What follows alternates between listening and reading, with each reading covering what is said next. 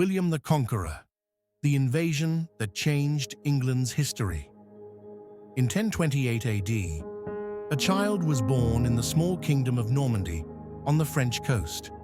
Little did anyone know at the time that this child, who grew up in a modest palace in Normandy, would one day become the ruler who would change the course of England's history. His name was William, but history would remember him by just one title: William the Conqueror. But back then, it wasn't as it seemed.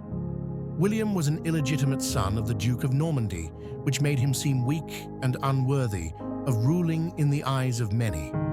Yet deep within this ambitious young man, there was one dream: to become a great king. In 1064, fate began to play its hand. Edward the Confessor, King of England, was in his final days, and there was no clear heir to the throne.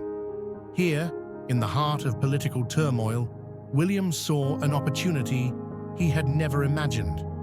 Edward had promised William the throne of England, but there was a problem. Harold Godwinson, one of England's most powerful nobles, had also been promised the throne and had declared himself king. The path to the throne was filled with traps and dangers. Would William accept the challenge? Would he give up on his dream of becoming king? Or was fate preparing something greater for him? William unleashed his bold plan from Normandy.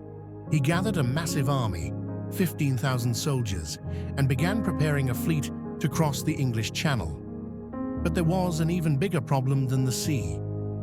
While William was preparing for the invasion, Harold in England was already dealing with another army, led by Norwegians. Would Harold be able to keep his kingdom? Or would a new dawn break with William's arrival? Amid these events, the suspense rises. Would William cross the sea and invade England? Would he be able to triumph in the historic battle that would determine the fate of England? On October 14th, 1066, the two armies would meet at the Battle of Hastings, one of the most dramatic battles in medieval history. The scene on the battlefield was charged with tension. Harold's army, already exhausted from a previous battle with the Norwegians, faced William's well-trained and well-equipped army. But this battle was more than just a clash of armies. It was a contest between ambition and betrayal, between right and wrong. Though Harold was a strong leader, the surprise attack from the Normans had a devastating impact. Just when everyone believed Harold would prevail, fatal arrows struck him down. Harold falls, and everyone is stunned. William, leading his forces with brilliance, achieved a historic victory. But the lingering question is, was this victory mere luck? Or was William hiding something more?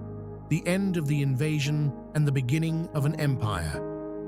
After his victory at the Battle of Hastings, William entered England as the victorious king. But he didn't just sit on the throne. He began to change everything.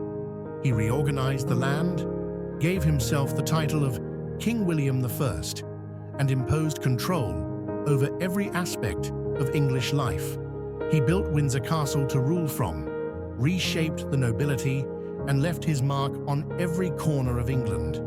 Yet the greatest challenge didn't come after his victory. It came in ruling this new land, where there was popular resistance and doubts about his reign. Would William the Conqueror be able to maintain his kingdom? Or was the conquest just the beginning of even bigger problems ahead? William the Conqueror succeeded in changing England's fate forever. But he was not just a conqueror who led an